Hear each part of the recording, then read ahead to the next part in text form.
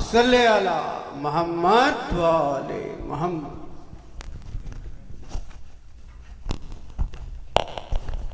أعوذ بالله السميع العليم من الشيطان الرجيم. بسم الله الرحمن الرحيم. الحمد لله رب العالمين، ثم الصلاة والسلام على أشرف الأنبياء والمرسلين، سيدي وحبيبي ونور قلبي، طب القلوب ودوائها، وعافية الأبدان وشفائها، ونور الأبصار وضيائها، أبي القاسم محمد. اللهم صل على محمد وآل محمد وعلى أهل بيته الطيبين الطاهرين المعصومين الهاديين الذين أذهب الله عنهم الرجس وطهرهم تطهيرا. اللهم صل على محمد وآل محمد. قال الله سبحانه وتعالى في محكم تنزيله: بسم الله الرحمن الرحيم. فاذكروني أذكركم واشكروا لي ولا تكفرون. صدق الله العلي العظيم. اللهم صل على محمد وآل محمد. عباد الله، أوصيكم ونفسي بتقوى الله الذي إليه معادنا والذي إليه حسابنا. My dear brothers and sisters, Assalamu alaikum wa rahmatullahi ta'ala wa barakatuh. In the beginning, we would like to thank Allah subhanahu wa ta'ala for His blessings that keeps continuously coming upon us, even though our bad deeds kept going up. As it says in dua, خيرك إلي نازل وشري إليك صاعد. Your blessings continuously coming down upon me, despite the fact that my sins and disobedience continue to go up to you. We thank Allah subhanahu wa ta'ala despite all of that, our shortcomings, ungratefulness, our sins, disobedience, but with all of that, He continues to shower His blessings upon us. Ya Allah, thank you for all those blessings that if we are to count them, they are countless. And we send our salutation and respect to the chosen one, the best of all creations, the best prophet Allah ever sent, Ar-Rasul Al-A'zam sallallahu alayhi wa alihi wa sallam. May the blessing and peace of Allah be upon him, and also peace and blessing be upon his chosen family, the most knowledgeable ones, the chosen ones, the successors of the Prophet, the trusted ones with the knowledge of Allah and the Prophet. May the peace and blessing of Allah be upon all of them, Ya Rabbil Alameen. And may Allah subhanahu wa ta'ala count us among the true servants and the followers of the Prophet and Ahlul Bayt alayhim salam. Ibadallah, another day to remind one another about Allah subhanahu wa ta'ala. Another day to remind one another to feel the presence of Allah subhanahu wa ta'ala. In Hadith al-Qudsi, Allah is telling us, He says, Ya abdi u'budni ka'annaka tarani. My servant, serve me as if you can see me. Ya Rab, what if I can't see you? I said, but be in mind that فَإِن لَمْ تَكُنْ تَرَانِي. If by any chance you feel, Allah, I can't see you, I said, لِيَكُنْ فِي عِلْمِكَ بِأَنِّي أَرَاكَ. But let it be in your knowledge that I can see you. If I cannot worship Allah as I can see Him, I can feel His presence, the least is have in mind that Allah can see me, Allah sees me, He hears me. If we can develop this knowledge in our heart, that Allah is watching. That is the step of taqwa. أَفَلَا يَعْلَمُ بِأَنَّ اللَّهَ يَرَى. Allah said, doesn't he know that I see? So not only that I see, I record every details of what you say, what you do. And Yawm al-Qiyamah is going to be the day we see all of that details, where Quran says when the book of deed is given to us, that's the day a human being will look. مَا لِهَذَا الْكِتَابُ لَا يُغَادِرُ صَغِيرَةً وَلَا كَبِيرَةً إِلَّا أَحْصَاهَا وَوَجَدُوا مَا عَمِلُوا حَاضِرًا وَلَا يَظْلِمُ رَبُّكَ أَحَدًا. Allah said in that book, you see all the details, things you never even thought. Allah said, we recorded them. You see it. But the moment we have Allah in mind, He is watching, He can see. That's the step of taqwa. May Allah give us that tawfiq, Ya Rabbal Alameen. Ibadallah, our topic today is about two words in this verse in Surah Al-Baqarah, ayah 152. It's about the concept of dhikr and the concept of shukr. We know yesterday the whole country or the nation celebrated something called Thanksgiving. But that is the concept of Thanksgiving and the society of America. And today we want to give the concept of dhikr and shukr and the concept of Quran and Islam. How does Islam views a dhikr and shukr? And one of these verse specifically by the order of Allah tells you to do at least these two things. فَاذْكُرُونِي أَذْكُرُكُمْ وَاشْكُرُوا لِي وَلَا تَكْفُرُونَ. مطالبة الذكر والشكر. When we say the word dhikr in Arabic, what does it mean? The word dhikr. They said, according to the ulama, al-lugha, they say حضور معنى الشيء في النفس. To have the concept of something in your mind or in your heart. That's called dhikr. I remember somebody in my heart, my mother. That's called dhikr. That's mutlaq. معنى اللغوي. I remember a friend. That's called dhikr. I remember a friend, co-worker. That's dhikr. But in Islam, when we say the word dhikr, what do we mean? It's حضور Allah في الذهن. Having Allah in mind. That's called dhikr. Now, is it necessary I have to say it? No, you don't have to. When you have Allah in mind, it's called dhikr. And that is why some of the Urafa, they said a dhikr can be in three stages. A dhikr قبل العمل والذكر أثناء العمل والذكر بعد العمل. These three stages can be considered one of the stages of dhikr. But at the same time, it also defined who you are as a mu'min, as a person. Right? Now, al-mu'min al-arif, he remembers Allah قبل العمل. Al-arif never does something and then remember Allah within or after. لا. Allah comes first. The one that comes in the second level, الذي يذكر الله أثناء, there's also a higher level, but not to that extent like the first one. And Quran talks about them in one of the verses. It said those that are believers, when they start to get involved in the bad action, تذكروا الله. While they're within the action, they remember Allah. What do they do? Then they refrain. That's one level. Now, the third level is also a good one compared to others, and that is I did wrong. Right? I didn't remember Allah before. I didn't remember Him at the time of action.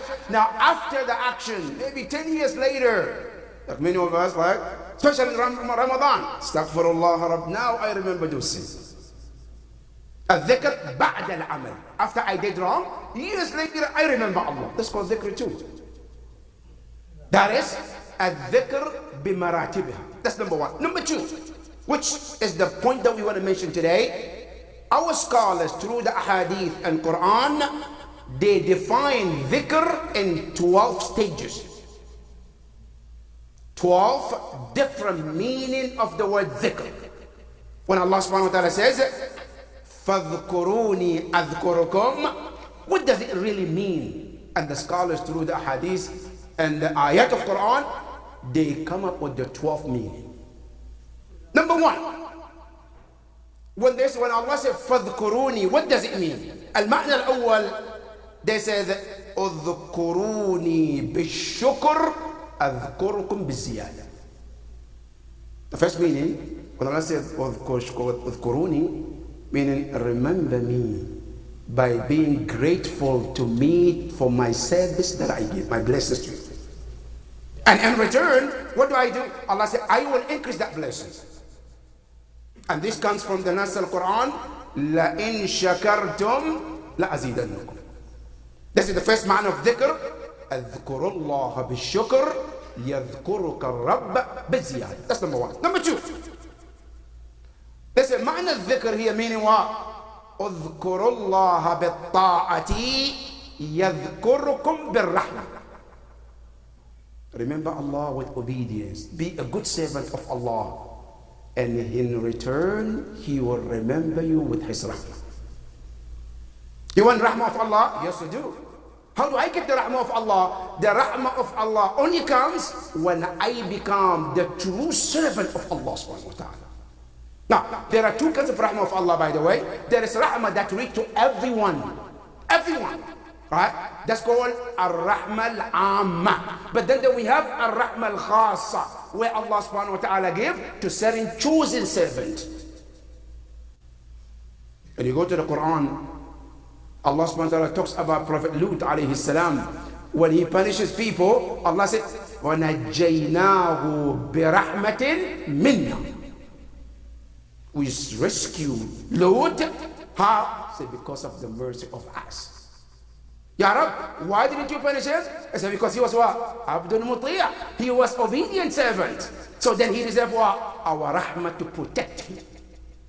That's called اذكروني بالطاعة أذكركم بالرحمة. That's number three. Number four, the ayah says also, but there's another ayah also in Surah Al Imran, ayah 132, which supports the concept of number two that we just mentioned, where Allah subhanahu wa ta'ala says, أطيعوا الله والرسول لعلكم ترحمون.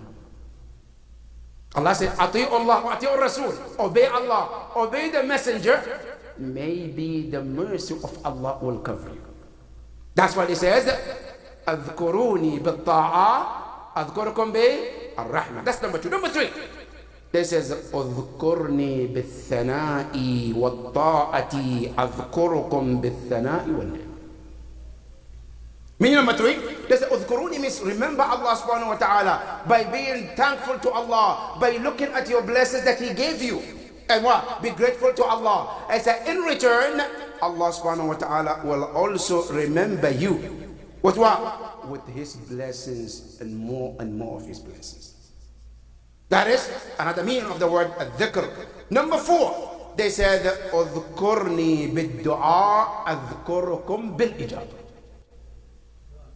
To remember Allah, how? With your dua. When you remember Allah with dua, doesn't matter how bad my situation could be, doesn't matter what my situation could be, just remember Allah with dua. Allah said, I will be there to answer your dua.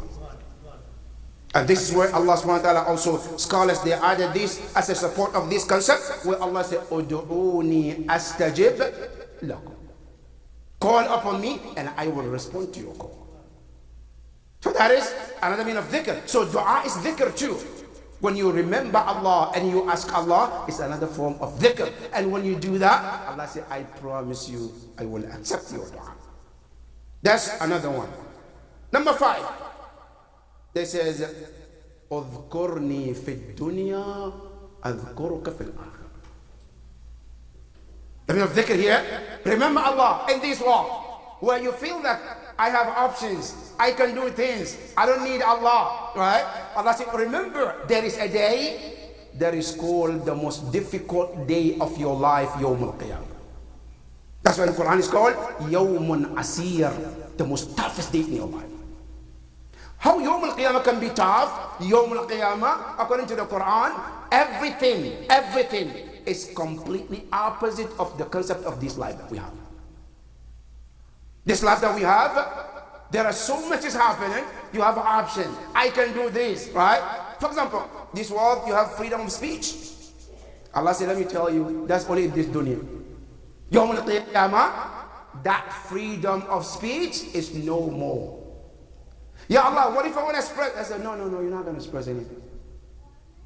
Al-Quran says, اليوم نختم على أفواههم وتكلمنا أيديهم. Not only that, Yawm al-Qiyamah, so let me tell you, لا يتكلمون إلا من أذن له الرحمن. Nobody can speak unless the permission comes from Allah. That's the difference between this dunya and Yawm al-Qiyamah. So this day, you have freedom. You can do things. Allah said, remember me during the days of your freedom. I will remember you the day you have no freedom. That's Yawm al-Qiyamah. That's one of the meaning of dhikr. Now, another one, they said, اذكرني في الخلوات أذكركم في الجمع. The meaning of dhikr here, they said, meaning remember Allah when you find yourself in private where there's nobody there. Right? I'm private in my room. Right? I'm traveling. I'm in my room. I'm alone. Right? Remember Allah during your private time. Why? Allah said, I will remember you when you happen to be in the crowd. اذكرني في الخلوات أذكركم في الجمع. When you find yourself in the crowd. That is one of the meaning of the word dhikr here. And another one they said, اذكروني لدي وفور النعمة أذكركم في السحاب. Remember me. During where the blessing of Allah comes on you, everything goes the way you want. Everything is beautiful. You're healthy. Family is good. Job is good. Everything is good. Allah said, don't forget Allah during those days. Because remember, right? The life is about two things. One is al-khayr wa shar. وَنَبْلُوَكُمْ بِالْخَيْرِ وَالشَّرِّ fitna. Allah said the test comes, sometimes it's good, sometimes it's evil. Now, this tafsir says, al-dhikr means remember Allah during the blessings that comes to your way. If things turn and days of difficulty comes, Allah said, I will be there. And that is another meaning of the dhikr. Another one. It says, اذكرني في العبادة أذكركم بالعون. Remember Allah in your ibadah. Make sure that whenever ibadah you do it with ikhlas, for the sake of Allah. Allah said, if you do that, I guarantee you, I will support you, I will help you. And our scholars, Mufassirin, they also supported this with ayah Qur'aniyah. إِيَّاكَ نَعْبُدْ وَإِيَّاكَ nasta'in. You alone we worship. As we worship you, where the help comes from? From Allah subhanahu wa ta'ala. It's the meaning of the word al-dhikr here meaning. يعني اذكروني في العبادة أذكركم. I will remember you, Allah subhanahu wa ta'ala will remember you في العون, whenever you want to get Allah subhanahu wa ta'ala's help.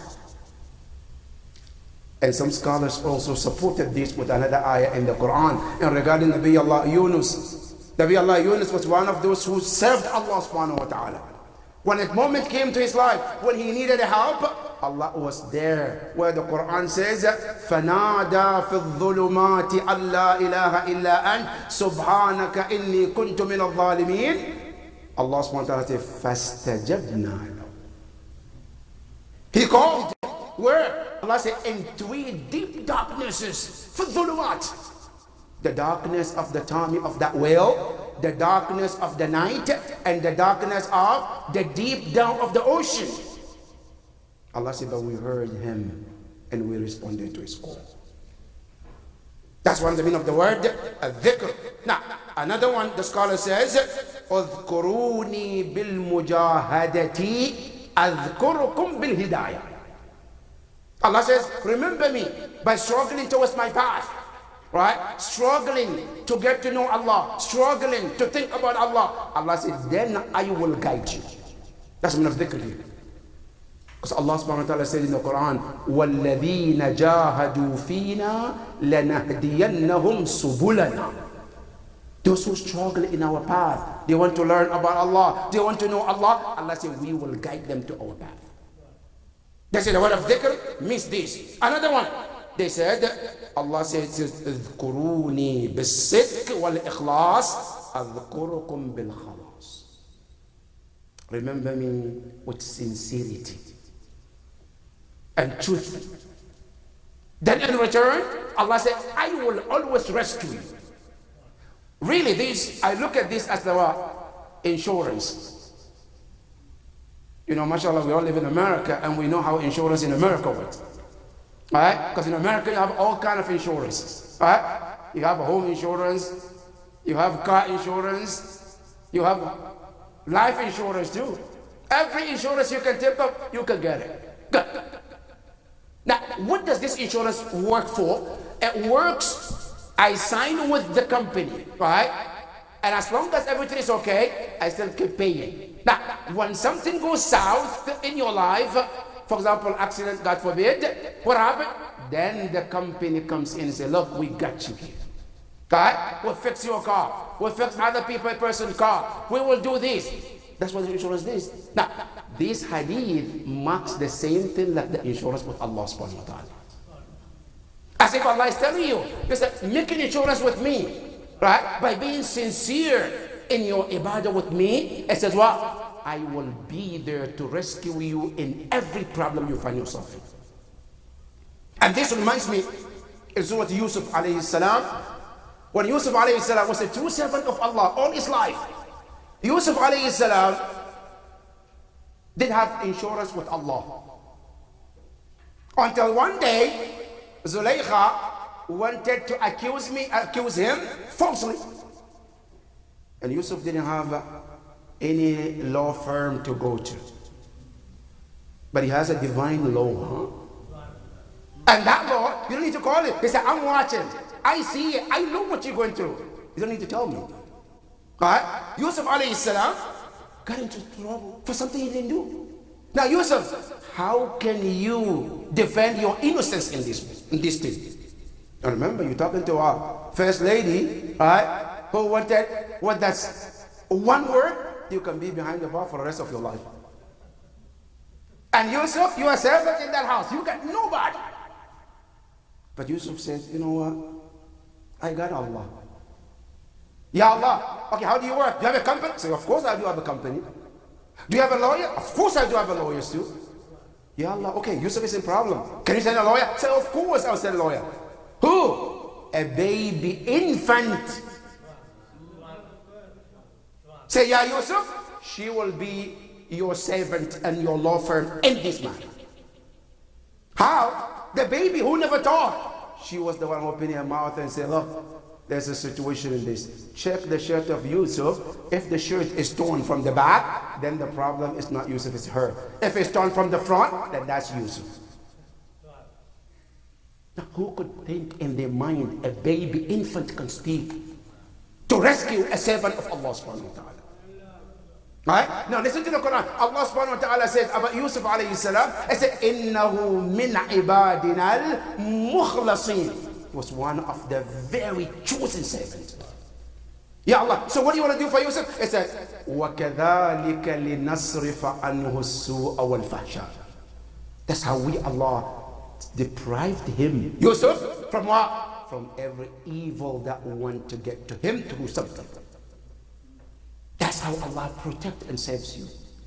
But you have to have ikhlas in Allah subhanahu wa ta'ala. Another one says, اذكروني في الربوبية أذكركم بالرحمة. So remember Allah as He is your God.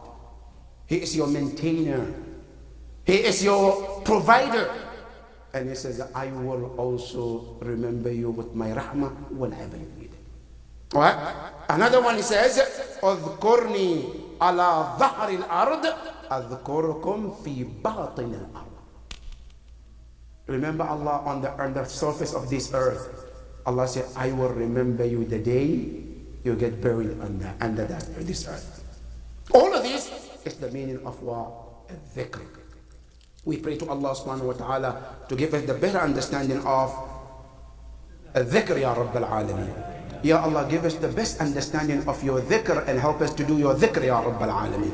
بسم الله الرحمن الرحيم والعصر إن الإنسان لفي خسر إلا الذين آمنوا وعملوا الصالحات وتواصوا بالحق وتواصوا بالصبر صلوا على محمد وآل محمد.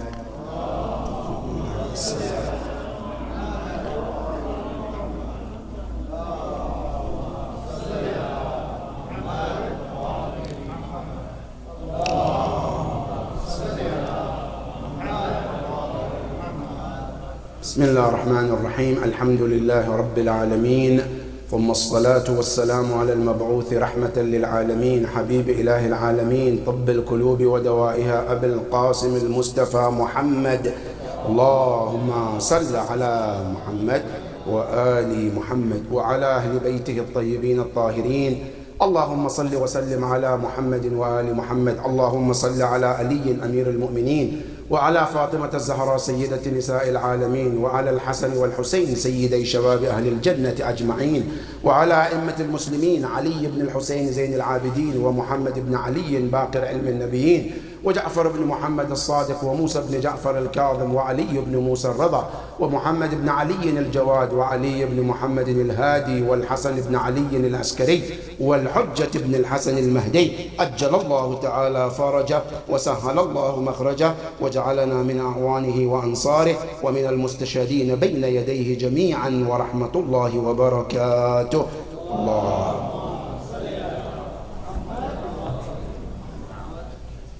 The second concept of our topic, which is about the concept of shukr. We mentioned the ayah talks about two parts of things to do as a Muslim, al-dhikr and shukr. And we talk about al-dhikr. Now, as for shukr, Allah subhanahu wa ta'ala talks about it also in many places. One of them in Surah Al-Zumar, where Allah says, بَلِ اللَّهَ فَاعْبُدْ وَكُنْ مِنَ الشَّاكِرِينَ. Worship only your Lord, Allah subhanahu wa ta'ala, and be among those who are grateful to Allah subhanahu wa ta'ala. What is the concept of shukr in Islam? When we say shukr, what does it mean? Ash-shukr in Arabic, fi muqabil al-ni'mah. Meaning, whenever some blessings comes on your way, and you recognize this is not from me. I have nothing to do with anything. It just came from somewhere. That is called what? A shukr. Right? Somebody did something for you, right? And you know you don't deserve it. You're not even expecting it, right? That act deserves something in return. That what it deserves is called a shukr. في مقابل النعمة. Right? And this is shukr, according to the scholars, they say huwa amrun fitriyun. It's something that is within our nature. That's why today if you look at atheists doesn't believe in God. Right? If something good happened to them, they say thank you. Okay, how did you know to say thank you? You're not even Muslim. Right? Because it's amrun fitriyun. It's within your nature. Right? Not only you, even animals, Allah put within them, right? That when somebody is kind to them, they have to be what? Kind back too. Now, you look at, for example, a dog, for example, right? You see a dog, strange dog, right? You give it the food today, you feed it tomorrow, third, fourth, the next time they see you, you start wagging your tail. Now, what does it mean? I said, I'm grateful to you. That shukr is amrun fitriyun within our nature. This shukr, according to our scholars, they said it comes in different stages. One is called ash-shukr bil-jinan, being grateful to Allah in your heart. Being grateful to Allah by your tongue. That's the second one. It's called ash-shukr bil-lisan. And the third one, ash-shukr bil-jawarih. But then there is something also called haqiqatu shukr. Meaning what? The true and the real shukr of Allah. What does it mean? Does it mean that, okay, thanking Allah every last month of the year, almost in November, you know, we get our own turkey, cook, people come around, much stuff in that turkey on the table, and say we're grateful to Allah. Is that what it is according to the concept of Islam? Absolutely not. What is the concept of shukr in Islam? As shukr, the concept is every time you remember Allah's blessings, it's the time to be grateful to Allah. Every time, in every situation you find yourself, you remember Allah's blessings, it's time to thank Allah subhanahu wa ta'ala. That's why this hadith from Imam Ja'far al-Sadiq alayhi afdalu salatu wa salam. That one time he was with his companions and he says, I ask Allah something, and if that thing happen, ashkuruhu shukran la mathila la.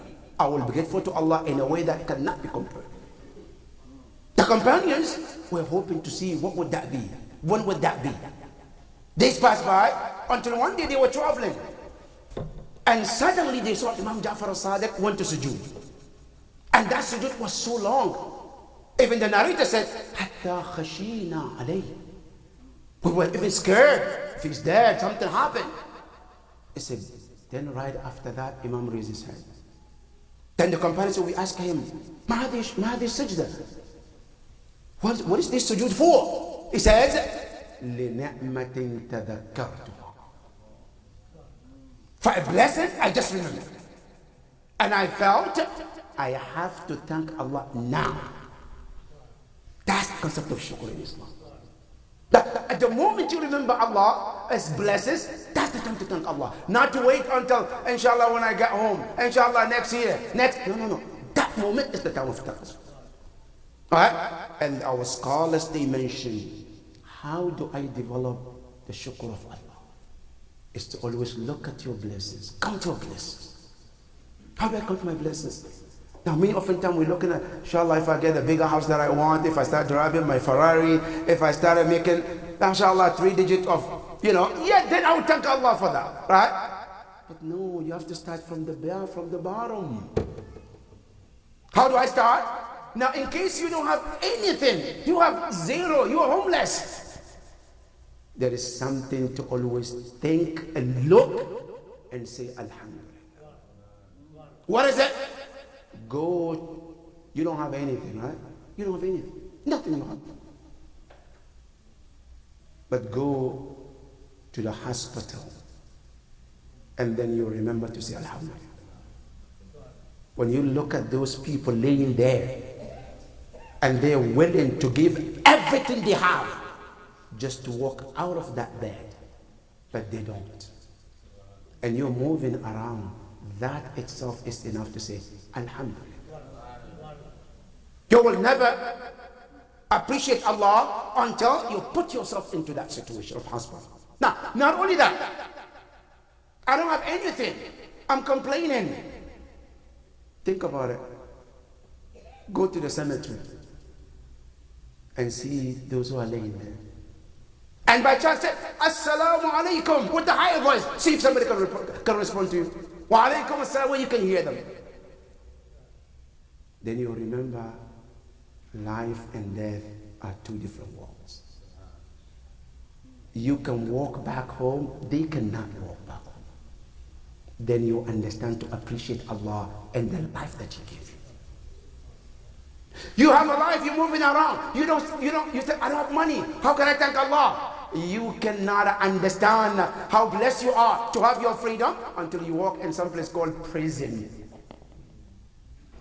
where somebody is locked up 24 hours. He or she cannot go anywhere. And you have something called freedom. You can run around, you can go, you can sleep, you can leave anytime you want. But you never appreciate that freedom, do you? Isn't that something to say to Allah, thank you? The concept of shukr is always look somebody who is beneath you. Then you understand the blessing of Allah. May Allah help us to always see that, Ya Rabbal Alameen. The last, not the least, my dear brothers and sisters, about what is happening in Middle East. Alhamdulillah, they have been announced ceasefire after all this life was lost, after all this damages has done. Okay, Alhamdulillah for the ceasefire. Alhamdulillah, but those who are still alive. But the question is, where do we go from here? That all these homes that have been destroyed, all these properties of people have been destroyed. Now what are we going to do about it? Who's going to rebuild Lebanon? Who's going to rebuild Gaza? Who's going to rebuild all of this, that? Months and months has been destroyed. Or we're going to just, okay, the ceasefire has come, and now it's on your own to do what you have to do.